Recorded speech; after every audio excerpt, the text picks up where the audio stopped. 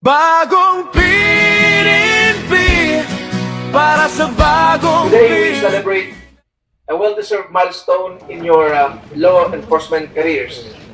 My warmest congratulations to each one of you. This rank pinning is more than just a reward for your hard work, competence, and dedication. It is a clear reflection of the immense trust reposed in you by our leadership and the public we serve.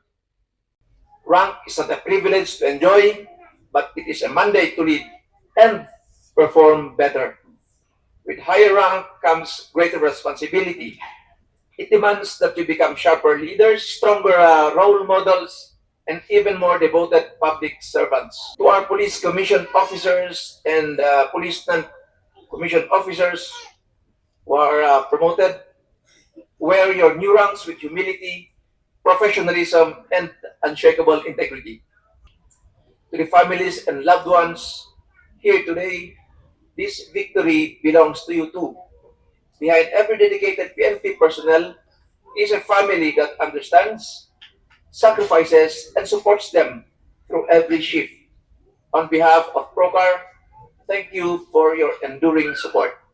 Together, let us drive forward the vision of bagong PNP para sa bagong Pilipinas, isang kapulisang profesional, may integridad at laging handang maglingkod para sa kapanahan ng bawat mamamayan. Congratulations, carry on, and may God bless us all. bagong PNP para sa